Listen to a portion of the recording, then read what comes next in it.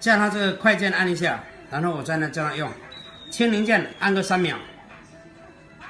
然后加号加到6，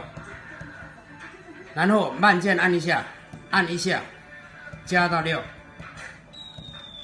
然后清零键再按一下，然后加号按2下，然后显示02，然后清零键按一下，然后这个我现在来调，那边好像是1，假如说是1的话，我们这个比例值，假如说我们给它，你要速度快的话，我打个比方，这个是移位移位移到这个我们假如给它调到2，那移位这个是比例，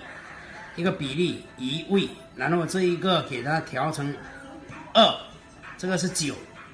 然后是20比9，差不多一个比例一个9格的中间20比29，然后清零键按一下，第3 03，然后清零键再按一下，然后假如说这个是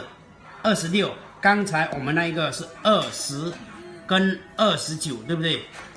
一个比例的中间，然后这一个一定不能大于29，不能低于20，就是说你要22、21、22、23都可以，一个比例然后我们清零键按一下，好，然后清零键按一下，这样就可以了。然后叫它按这个中键按一下，好，按一下，现在这一个档位再按开始，然后让它试一下，不行的话，我们刚才那个2跟3的比例加上去。